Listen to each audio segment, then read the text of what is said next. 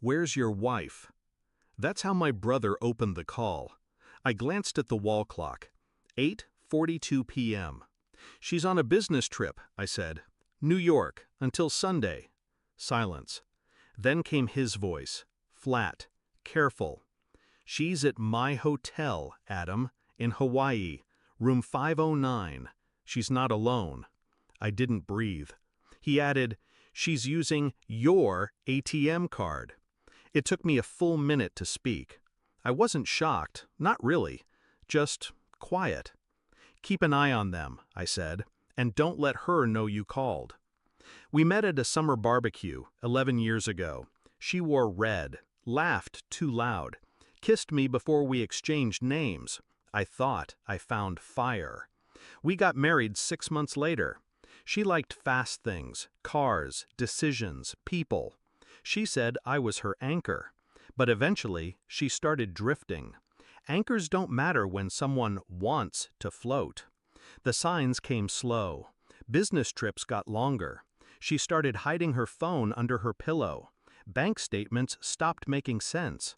Once I smelled cologne on her coat, a scent I didn't wear. I didn't say anything. I watched. I listened. And now I knew. My brother, Daniel, runs a resort on the Big Island. We haven't been close in years, but blood's blood. He texted me the name of the guest she checked in with, Jason Klein. I checked her calendar.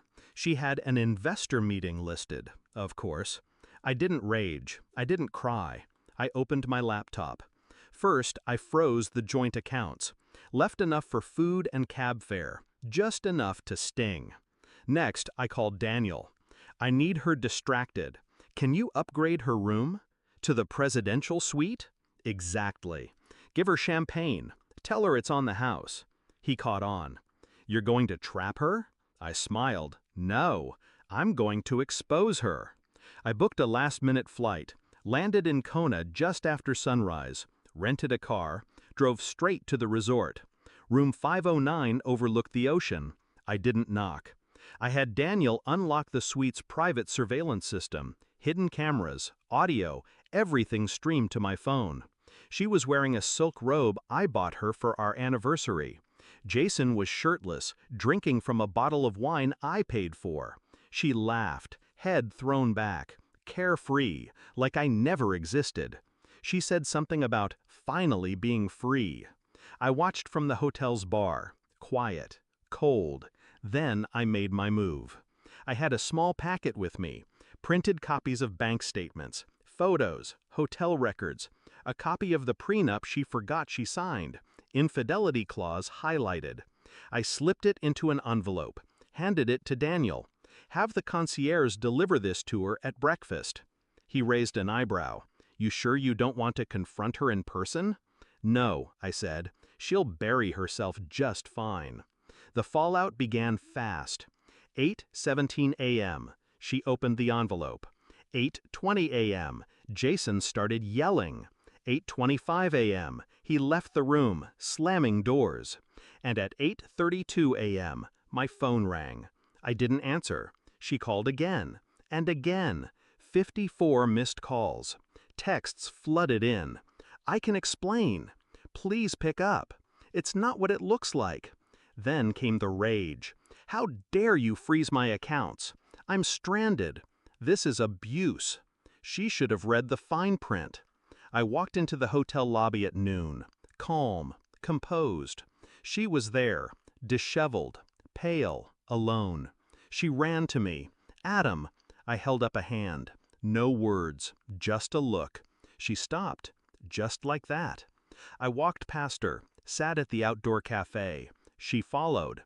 "I made a mistake," she whispered. "He meant nothing." I nodded slowly. "You know what's funny?" I said. "You were always worried I'd leave you for someone else. But I stayed, even when you didn't." Tears welled. Real or not, didn't matter anymore. "You ruined everything," she whispered. "No," I said. "I ended it. There's a difference." I stood. "Checkout is at 11 tomorrow. Try not to steal the towels." Back home, I filed the divorce. With the prenup violation, she gets nothing. No house, no spousal support, just her own mess. The lawyer said, "She'll fight this." I smiled. Let her. I already won. Now I sleep soundly, alone but at peace. The air feels lighter. I didn't yell, I didn't beg, I just let the truth do the talking. She chose a beach fling over a life we built. She tried to lie, to take, to run. But I had one thing she didn't: control. She hasn't called since the court ruling. Last I heard, Jason blocked her too. Figures. You play with fire, you end up alone on a beach with nothing but regrets, and a canceled card. As for me, I built back quietly, smarter, stronger. She had the sun, but I had the storm, and I brought it with silence.